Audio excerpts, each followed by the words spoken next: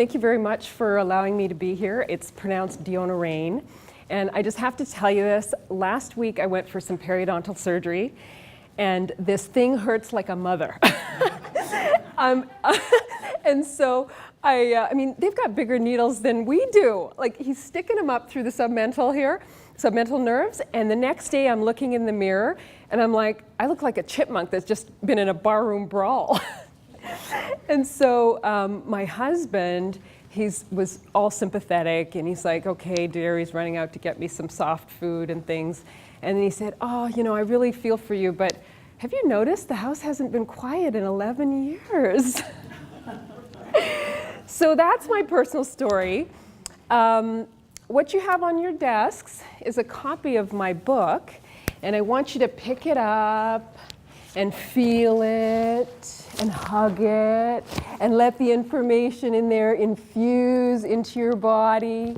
You can take it home, you can read it to your kids, you can read it to your dog, you can use it for toilet paper. The information in there will get to you in any way possible, because this is truth. This is my truth. So if you choose to want a copy of that, the slips are there. If you choose not to, that's fine. Make sure you take home a copy of the bookmark, because you got to get something for free. You've just got to. All right, how many of you have healthcare issues that you might be worried about? How many of you are worried about the cost of healthcare today? How many of you are scared about the future? What's going to happen to our future generations? How we're going to pay this? How many of you maybe are struggling with drugs and seem like you're on a treadmill every time you go to see one of us guys, conventional medicine doctors? We love those prescriptions, don't we? We take you home, we send you home with that bag full, and somewhere in the back of your mind, you're thinking, there's got to be a better way. So we live in some uncertain times today, don't we? And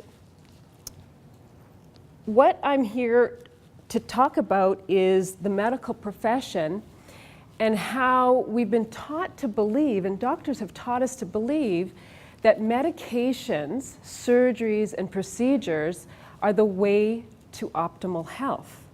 And perhaps the system, we've come to believe that the entire system is the bastion of health and disease management. But I call myself a visionary doctor these days. I am redefining your relationship between you and your doctor, and I'm redefining your relationship between you and the entire medical system. Now, I didn't always think this way, but I'd like to share with you quickly my story on how I came to think this way. So it started in '97 when I first moved from Canada to Arizona and started practice. My background is family practice and urgent care, and I specialized in urgent care. So I'm the gal that likes to stitch you up. I don't really want to see you again, to be honest. I'll take really good care of you right now. I'll write those prescriptions. I'll help you with your pneumonias. But I'm not one of those that really wants to follow your complex conditions over time. So in 2005, I decided to open my own urgent care clinic. And at the time, I have a sister who's a chiropractor. And I said, you know, in the transaction between the patients in my room and my practice, which, don't forget, I really enjoyed, there was still something wrong. I kept leaving the room going, you know, I did a really good job. I followed evidence-based medicine. I know I was doing everything right, but something is missing in this transaction. I'm sorry, I think I forgot to turn on the mic. Okay, is that better? Something was missing in that transaction. And so this went through the years, and I started a personal journey of reading people like Caroline Meese and Norm Shealy and opened my mind. But as a conventionally trained doctor, in a family of doctors and a father who was very paternalistic, I really struggled with these ideas of energy medicine and all holistic healing and things. So in 2005, we opened our clinic and we introduced the urgent care side of it with chiropractic, massage therapy, acupuncture, and other healing modalities. And the cool thing about my life is that I had a chance to sit in an exam room with diseased patients that I was fixing and then go, I wonder if my sister can do something for you. not really believing it, I'll have to be honest, not really believing it. But then having them come back, wiggling their bodies after I'm doping them up with Demerol and Phenergan and heavy drugs just to get the pain down. And I started to really open my eyes. And I started to question. So this questioning culminated at a point just almost recently where I was having breakfast with the executive vice president of a very large bank in Arizona, and their specialty is wealth strategies. And she was very intrigued with what I had to say and the way I saw things. And I couldn't put this together until she started explaining about what she did in the wealth strategy world. And then she said, oh, you know, I really want you to help me with my weight. And, you know, I know I've got a lot of weight to lose. And, oh, those hot flashes, they're really bothering me. And, you know, my doctor, every time I go to my doctor, I feel like a guinea pig. I'm on one blood pressure medication after another. And da-da-da-da. What are you guys hearing when you hear that, the way she presented that? I've got to do this. And then I got to do that, and I know I should do this, and I know I got to diet and exercise, and I'm a little overweight, and what's going on? We haven't taught you a strategy. We haven't taught you the biggest picture possible for you. We haven't taken away all that list of details and just went, hey, here's your unique strategy. We know all about it in the financial world, but none of us has taught you about a strategy in the health world. And the problem gets even worse. So these are fake pictures, but they represent two people in my office. So as I was downloading information, I call it downloading information from the universe, if you will, and I'm a talker, so I would have to talk to somebody, and my poor staff had to sit there for all these months and listen to Dr. D going on about this information and her perspectives.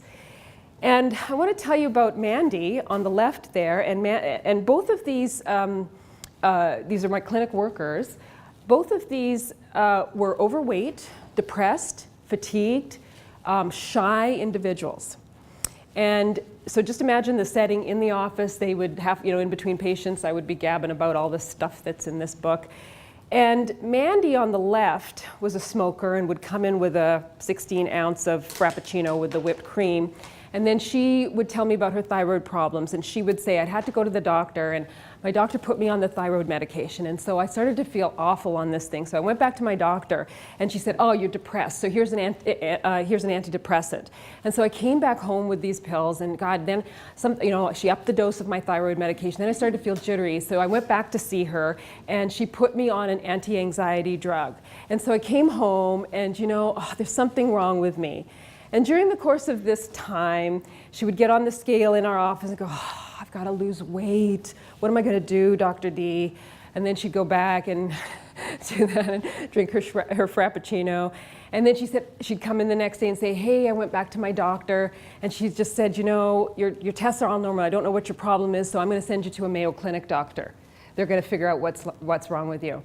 And so she ended up all excited about going to see the Mayo Clinic doctor, who then tested her again and repeated all the tests and basically wrote a different prescription for the antidepressants and finagled around with her thyroid medication and sent her back home.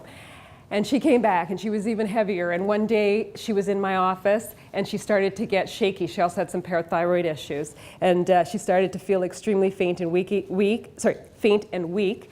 So we carted her off in an ambulance to the emergency room. They stabilized her, they doped her up, and they said, go see your primary care doctor. So she went back to her primary care doctor, and the doctor finagled with the prescriptions and put her on some other stuff and then sent her back home. And then she's online with the internet, and she found a site, and she thought, okay, this is great. So she confessed all her problems to the doctor on, I forgot what the site was, and the doctor said, hey, you need an antidepressant.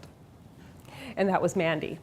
Now, Sally on the right, Sally was quiet and shy, and actually even more obese than Mandy. And Sally would come and have to listen to Dr. D, all of these thoughts coming through, and she wouldn't say much, but she'd listen. And then she'd hang out on my blogs, and she'd watch my little videos, and she was there. And there was a time where I didn't see her for several months. And I came back to the office and I went, wow, you look great. What happened? You've lost about 30 pounds. You're wearing makeup. You're carrying yourself differently. What happened? And she started laughing. And she said, you know, Angel there in the front office, she's my friend now. And Angel is this blingy Hispanic gal who just, whoo, there she is. And they started to become friends, and Angel said, you come with me. We're going to the store, we're going shopping. I'm gonna put you in, you know, they went shopping. Sally tried to pick out a black tent t-shirt to wear, and Angel's like, no, get that away, you show off your curves. You get some bling, we're going out dancing. And over that time, she lost weight, and she started to dress better, and she started to feel good about herself. She started to wear makeup. So that's when I started asking those questions. Why did Sally change so profoundly? And why did Mandy struggle so much? And then I started thinking even more. And I said, wow, I wonder if the doctor is the problem. And I wonder if the entire medical institution is the problem. And I wonder if the doctor, as positioned as part of the entire system, actually keeps us in a state of sickness and disease. So today we're going to talk about, we're going to talk about three things. So why a doctor is the last person you should go to for a health checkup. How does America's healthcare system make you sicker and poorer than you were to begin? And why you, everybody in this room, needs a personal health strategy now if you want to survive what's coming in America's healthcare system. So we'll begin right here in the examination room. So we have patient X wanting to have a health checkup. This person doesn't necessarily have any problems. So they're going to start in the examination room. What's the first thing before, and I'm the doctor in the back office, what's the first thing that happens to that person in the triage room? Blood pressure. What else? Weight. Step on a scale. What does that number show? The wrong amount. The wrong amount. Ladies, how many of you like that number? How many of you are ashamed of that number? How many of you think that that number is benchmarking you against a fictitious word called normal? I've watched ladies step on that scale and turn around backwards. I've watched people not want to go on as soon as, and this I have to share with you, that realization about the guilt and the shame in the triage room on a health checkup was only realized about 3 months ago. And I started talking to the staff, and they ran back and said, oh my God, you won't believe what these ladies are doing. And ladies, I'm picking on us because we're a little bit more body conscious, I suppose, when we just, as part of standard routine, put you on that scale. All right, back in the back here, I'm here to give you a health checkup. What do I do? What am I doing? Looking for symptoms. I'm looking for problems. I'm looking for diseases. And if I don't find a disease, what am I going to find? I'm going to dig. I'm going to search. I have been highly trained. I'm a highly trained assassin, right? To search, find, diagnose, and treat disease in the context of a health checkup? How does that sit with you? And so, Has anybody ever had your doctor talk about your financial well-being as it relates to your medical reserves, cash reserves, and how you're going to pay for this? Has anybody had your doctor on a checkup talk about your spiritual well-being and how grounded you are, and do you meditate, and is that the basis of your practice, of your health? I'm not seeing any hands. That's good. I had a doctor at the Mayo Clinic talk about spiritual. The first thing. Involved. That's good. That's good. Perfect. Yeah. And more doctors are becoming involved.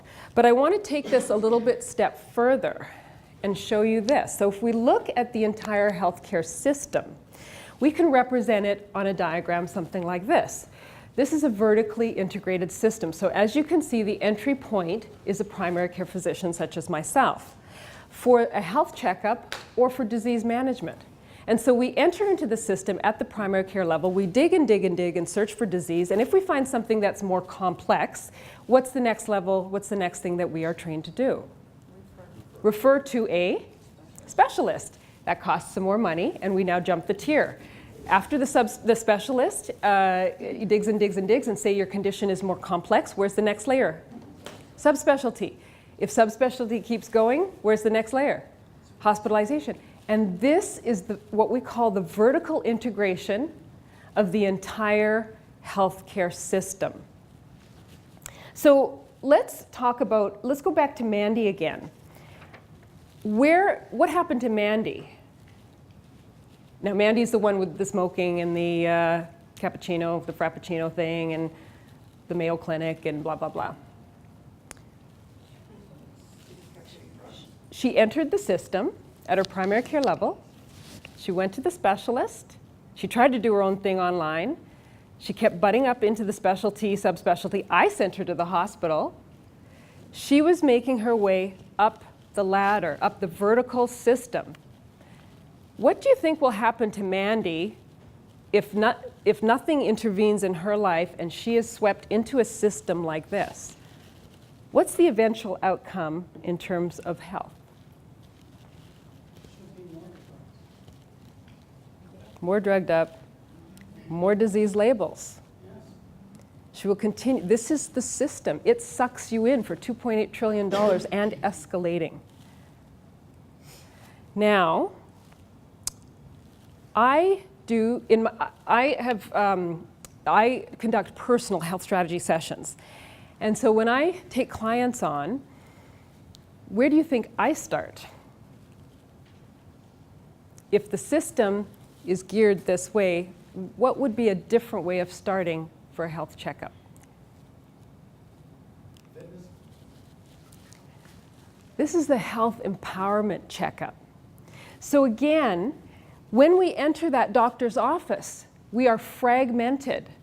We are trained to pull you apart into your bits and your itty bits and your organs and your molecules and separate you from what you truly are. And we're trained to go and attack all those billions of different diagnoses that we can come up with. There's 144,000 now in the ICD-10 coding system, starting from about 100 in the late 1700s. We will turn our eyes to the microscope, omit the integrated you that is all parts of physical, mental, emotional, spiritual, financial, all kinds of beingness that you are. We will separate you, fragment you, label you with disease, and implant in your thought systems a focus on preventing disease obsessively to the exclusion of simply being and enjoying and loving.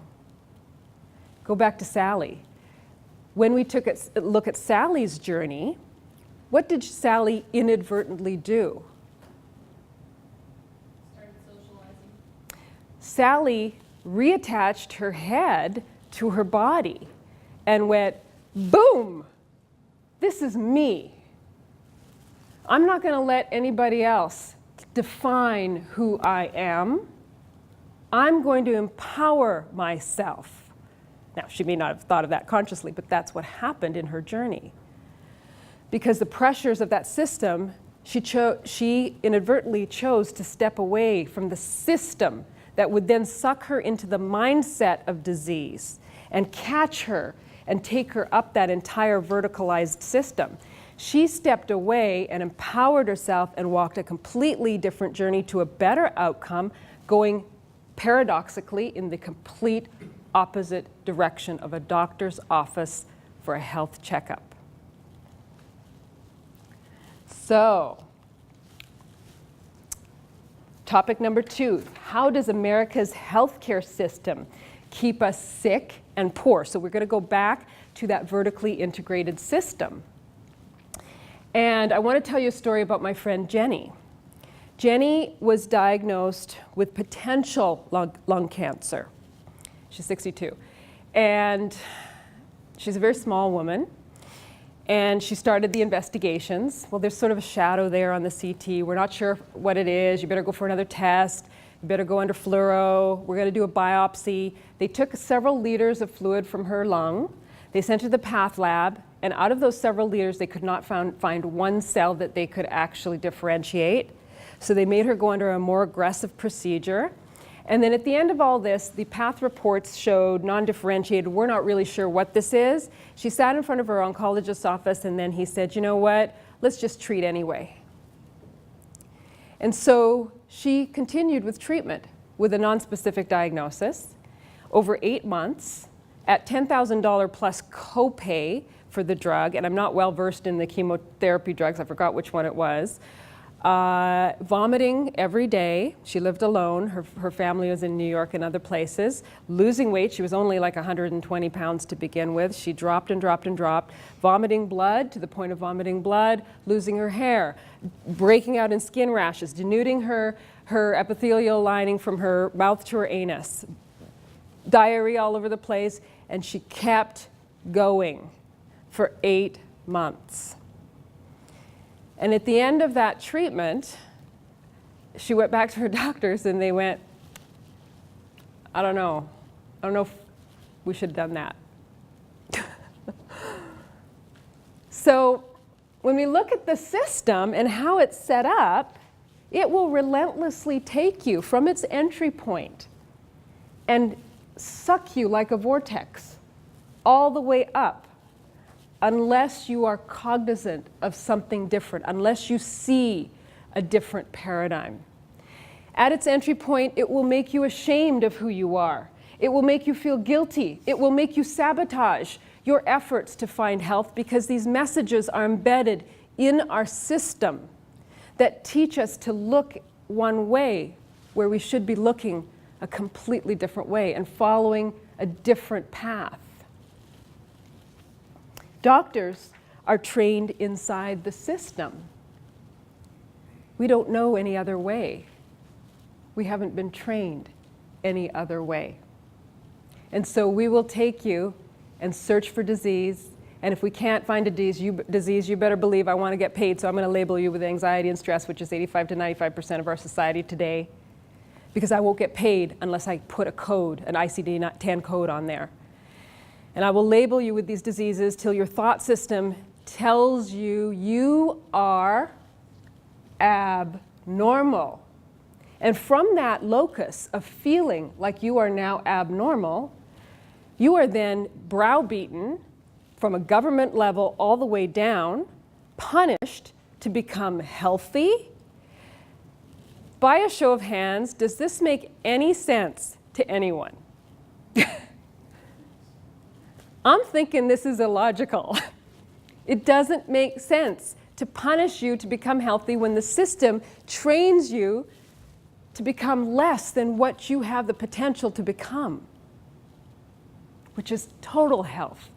Health insurance is an oxymoron. When we believe that our health should be insured, we believe that health is the rare instance, because insurance is simply for the rare instance. The rare car crash, the rare house fire. Those are not common events, and so we insure ourselves against that. Why on God's green earth are we insuring ourselves against our health?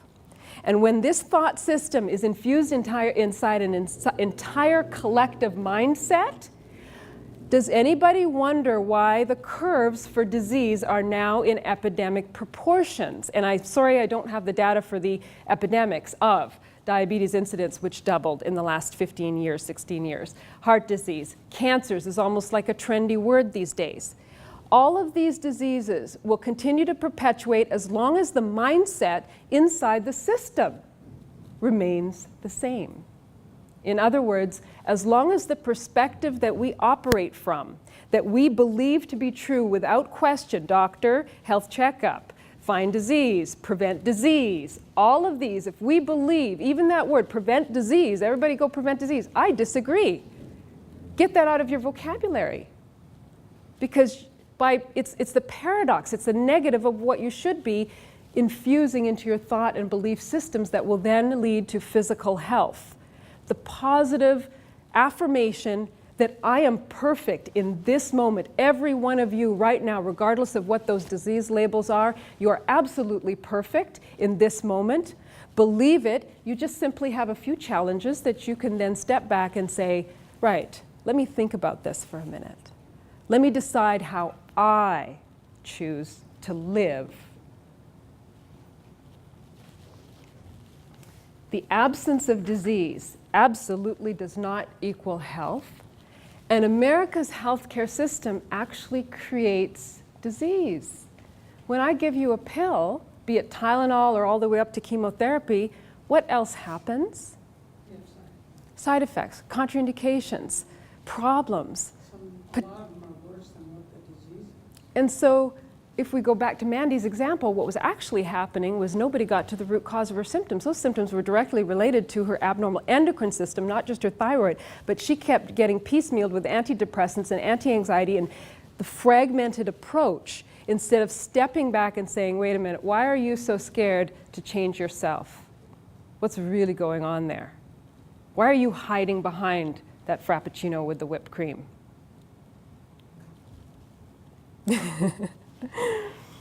And so we actually create disease. And the proof is in the pudding. ICD coding system, as I said, began as the classification system for the causes of death and morbidity. And ever since then, we have turned our eyes to the causes of death and morbidity, and we have worked backwards from there. However, we keep creating more and more. ICD coding 144,000 today in the 10th version. The American Medical Association just proudly proclaimed that obesity is now a disease, so that we can label ourselves, feel ashamed, and the system can treat us under its fear-mongering so that why? Whoops, I don't have my vertical. We pay and pay and pay and pay. And it will never stop until you say stop. So let's look at something different. I talk about a personal health strategy. And that is an integrated plan that will be the foundation of health for the rest of your life. So remember my story with the vice president of the bank. We talk about wealth strategies. What every person in this room, in this nation wants to do is step away from this system for a minute, regardless of your diagnosis currently, and say, wait a minute, let me work on a personal health strategy. And those components of what I believe as a personal health strategy, physical, emotional, spiritual, but how many doctors are telling you your financial health directly affects your physical well-being? But when you're this sickened over a healthcare system and its costs and it's hemorrhaging out of your pockets and you're running on a treadmill and you're buying pills that are $300 and $500 a month and you're running, do you think that that stress and that anxiety is actually worsening your condition that we're trying to treat in the first place? So we have to incorporate all aspects of life into the definition of health.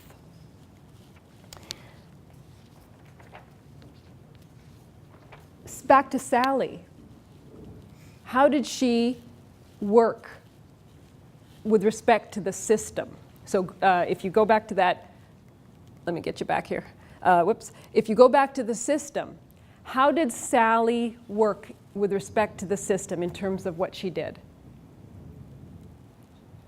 Any takers? She worked outside the system. She did not enter the system. She chose to work outside of it, and this is what is going to be extremely important for everyone. So let's run the numbers. Disease-focused cost, the existence that we have today, that we're experiencing today, and I want to remind you that these numbers are approximations, but they're also very low. So they're going to vary on an individual level. I just take an average, but again, remember, these are low numbers because they're constantly changing and they're constantly escalating. So when we look at disease-focused cost, we look at the practice that I just talked about, doctors, surgery, that are searching for disease. And I want to let you know statistically, 60 to 80% of the population actually only visit the doctor between 1 and 3 times a year. But yet we've been taught to believe that we need to pay $1,000 to $1,500 a month in our premiums.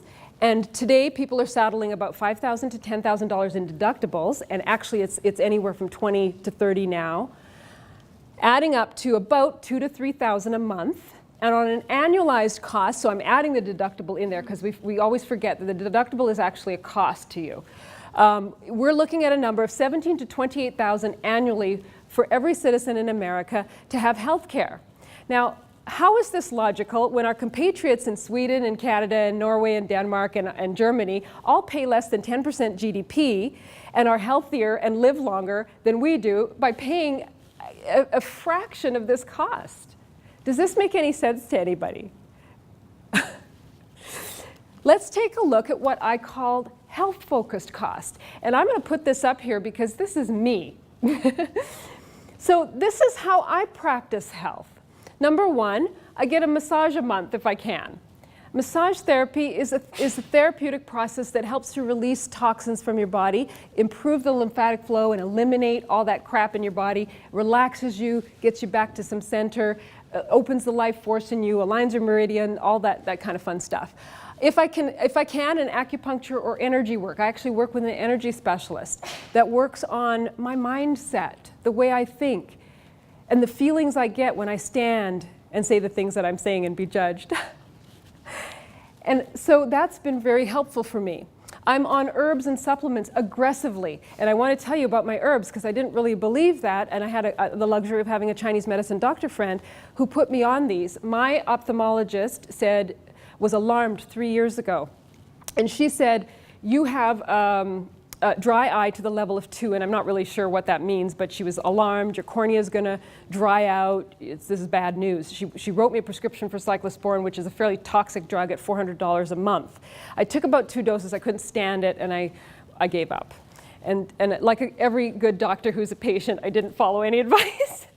And so I went on my own way, but I didn't put 2 and 2 together until recently when I just went for a checkup this year, and she sat back. She did the dry eye test, and she sat back and she went, your eyes are normal. And I didn't bother to explain to her why, because I've had the similar experience with my gynecologist and tried to explain the acupuncture story, and, oh, that's nice, dear. But these are the journeys that we're on. So these herbs work simultaneously in an integrated format. I'm on other strong antioxidants. I believe our food and water table, our water supply is toxic. Our food is toxic. We can't get enough antioxidant in our systems to combat what we're experiencing today. I exercise, and I hate that word exercise because it's got such stigma for those of us who don't want to go to, we have these visions of going to a gym and lifting weights, and that's not your stick. That's not your stick. So I call it just right movement consultations. So what is going to be just right for you? And right now I'm having fun swinging around a pole dancing club with the ladies that are empowering themselves, learning how to be sensuous, in a safe setting. This is life. This is movement. This is what's going to get you healthy. And in a recent lecture by a colleague of mine who's an MD, and he was lecturing for Juice Plus, he said the studies are showing that exercise can reduce your risk of cancer by 30 to 50%. So Just Right Nutrition Consult. I eat chocolate cake. I have the big hunk from Fresh and Easy. I love it. Sometimes I eat almost half of it. I enjoy my life. But I've lost 40 pounds. And I feel the best I've ever done in my entire life. Because why? I work on a strategy. I don't work on, oh, I shouldn't eat that dessert today. Oh, but I'm going to cheat. These are words. We have to listen to the words. I say, I'm going to enjoy this dessert right now. But tomorrow, I'm just going to practice listening to my body and really getting to what makes me feel good. Financial consultation, and I just threw that number up there. It's really going to be sort of an overall consultation regarding your finances and working towards something like this. And then once you get the swing of it, you man your own financial process. Behavioral coaching is key. I believe that our behaviors are the entry point to health. A behavioral coach, a behavioral therapist should be the first person that we see, not the doctor. And finally, monthly total of $600 a month, approximately $7,200 a year. So let's run some more numbers. This is what I do with my personal health strategy. I call myself a personal health strategist, and I believe there's only one person on the entire planet who actually understands the complete integrated system from its financial, its disease, and its paradigm. And she's just had periodontal surgery. So if we work with a strategist that's going to help us safely through this and understand those 5 components of total health, I'm going to throw out a number, about $5,000, and then we spend about $1,000 in product. We could probably spend on that first year $6,000 annually of really working outside that system. And I'm not talking being silly about it. You got a broken arm, you go see a doctor. We're talking about a strategy for health. We have to be clear, what is a doctor trained to do? I am trained in disease for 15 years. I've been trained to look at disease. I've not been trained in health. And so we've got to learn how to separate the doctor from health.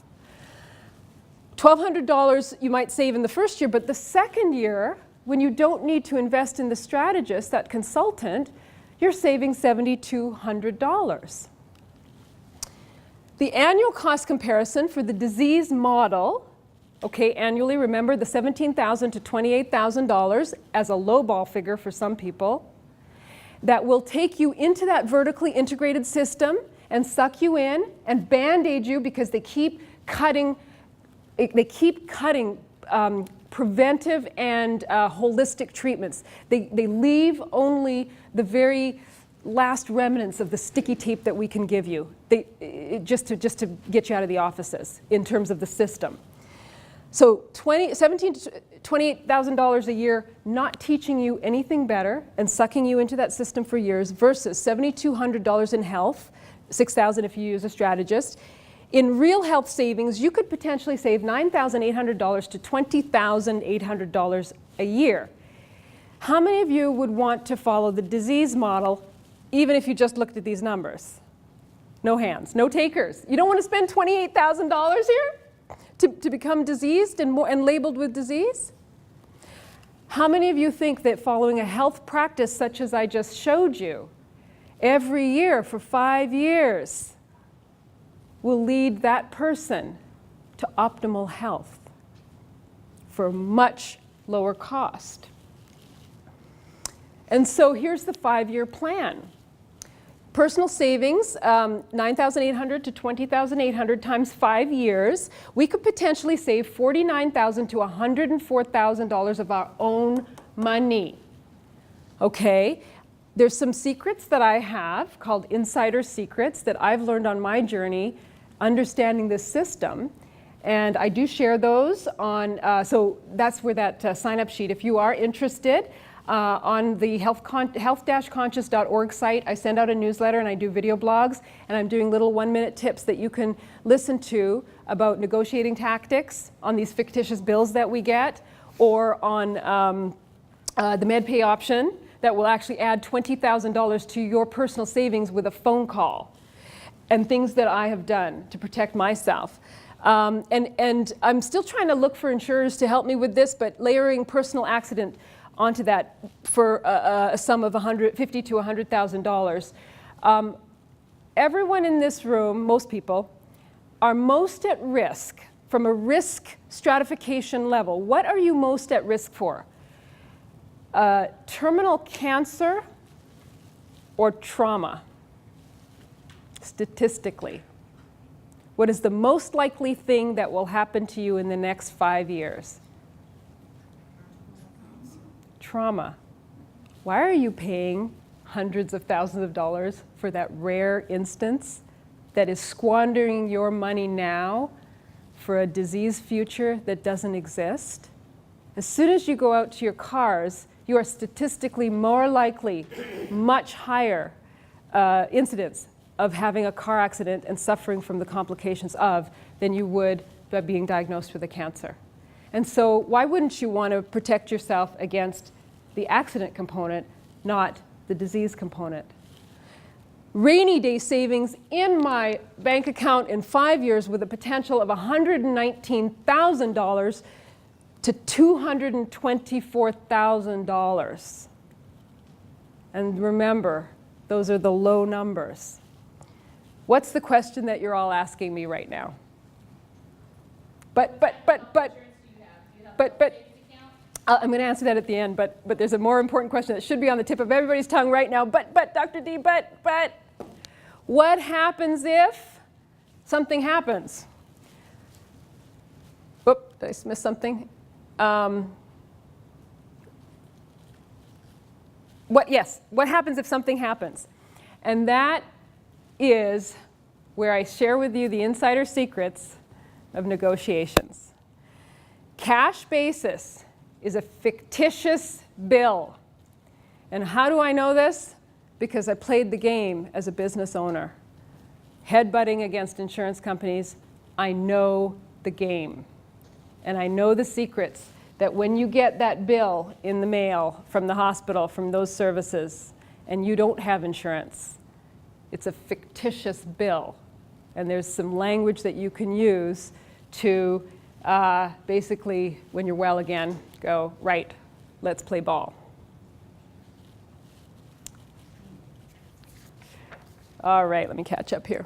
So this is the reason why everyone here right now, if you want to survive this system and the direction we're headed, you must learn how to develop a personal health strategy to survive, because it will teach you how to navigate the system, how to integrate who you are from the energetic levels where pre-existing disease occurs, and we download it into the very cells of our body and manifest in its physical state. We want to work at the highest level so that you can be great. So today we learned, hopefully, why a doctor is the last person you should see if you want to find optimal health, and how America's healthcare system actually keeps you more sick and more poor and poorer than you were to begin, and why you need to build a personal health strategy if you want to survive America's system. And the most important thing, before we leave that, for future topics, if you're interested, you could ask yourself some of these questions. Negotiating financial secrets that you might want to know about your own health care. How does one go about building the strategy so that you're not afraid? What I'm talking about will butt up against our fears, because we have been taught how to think and believe as automatons. And when somebody starts stepping out and telling us something different, we become very afraid because we don't want to believe that this is true. I talk about how to become a personal health strategist, but I also talk about an entire system model that I've called the health-centric model. And that actually separates clearly for individuals to understand that disease begins from the doctor all the way up, that health begins right here, and not in a doctor's office and not in the system. So we have to define clearly what we mean by health and disease and not mix up the two as we have been doing. The most important thing that we must learn is that life is not a quick fix, even if you are Superman. Any other questions? So you can contact me at info@7poh if you have any questions.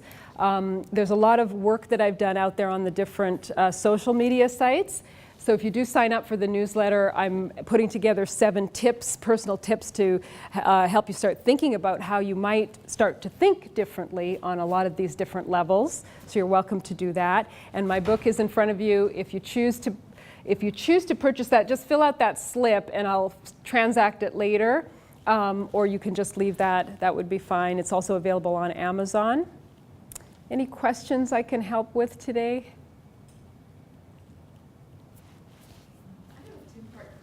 Sure. You said you're from Canada, so I'm wondering how that influences your views on this. Yeah. Do you advocate for universal health care? And 2, with respect to the solution, what if someone who's on Medicaid with limited income supposed to do, and how Yep. can someone like that break out of the current model and embrace Yeah. your recommendations? Really good question. Canada. Canada has its problems as well. And just on a personal level, I left because I thought it was a little capitalist, but I wasn't really when I started really understanding what we've got here. And this is a mess. This is a colossal mess.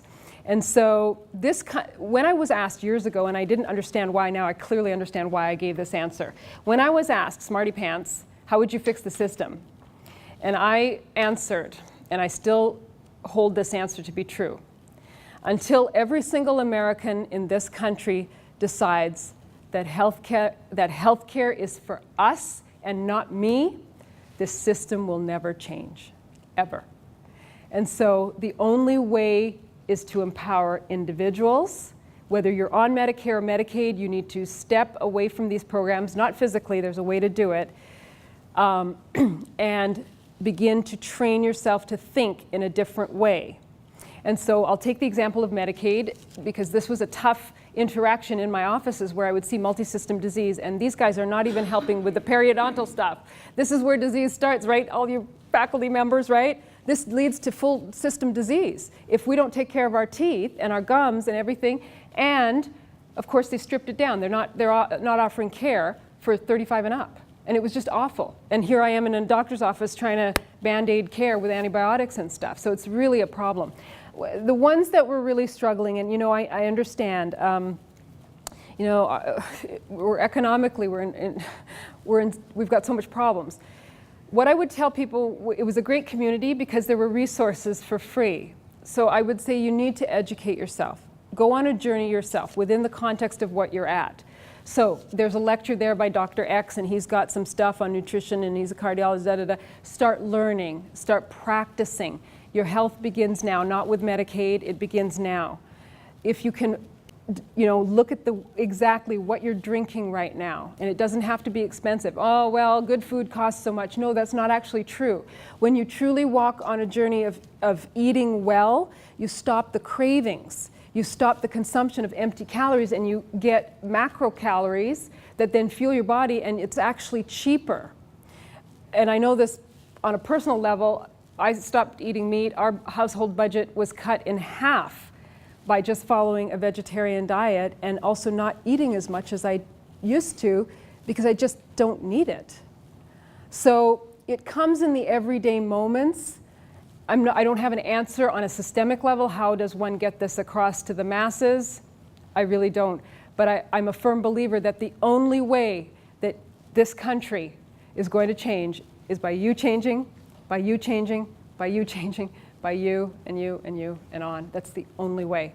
And it must be outside of the system because the ideology, the paradigm, the fundamental, the root cause of our problems today is the way we see things. What did Stephen Covey say?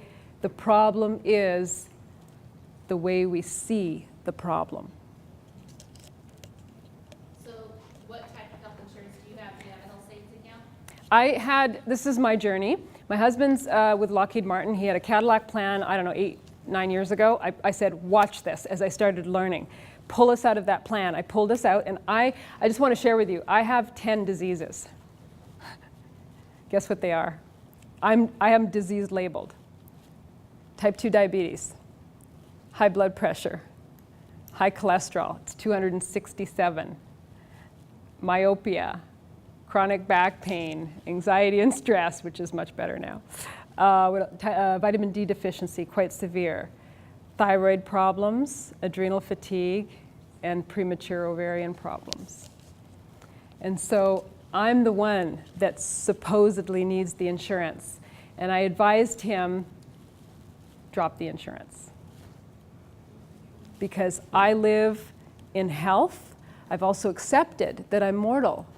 And one day I'm going to die, but I sure as hell know that that system, if I follow the system and drain my bank account to follow that practice, I will not live. And I will be dependent on it. And so I have practiced with all those disease labels a different way of really pumping my body so full of good stuff that So you have no health insurance? right now we increased our deductible to $10,000. He's the one that doesn't want to drop it because of all this Obamacare. And we could go have a long lecture on Obamacare because I go out there and talk to a lot of people and say, okay, tell me the answer. Sorry, I know. Go They've ahead. got patience. Yeah, I know. I could talk for hours, forever. Invite me back, I'll talk some more. I'll give you all the answers. But yeah, you know, I've been out there talking to a lot of people because I'm looking for answers too. And I went to you guys will like this one. Okay, so I'm sitting in front of the Business Journal panel of United Health Group, one of United Health Group's CEOs, and Dignity Health CEO, and another lawyer from United Health Group. And we're all in the audience, and everybody's struggling with this Affordable Care Act and the ACO exchanges and blah, and what's going to happen.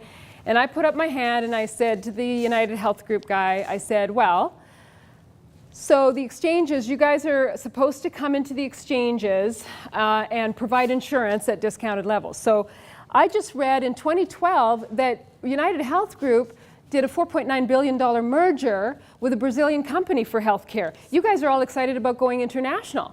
And now, given the fact that the ACA is tying your hands and is restricting pre-existing diseases and lifetime maxes, and in other words, your ability to earn profit is going to be stifled inside this country, but you answer to shareholders, do you have any incentive to stay inside America in 2 years? And I got the same answer.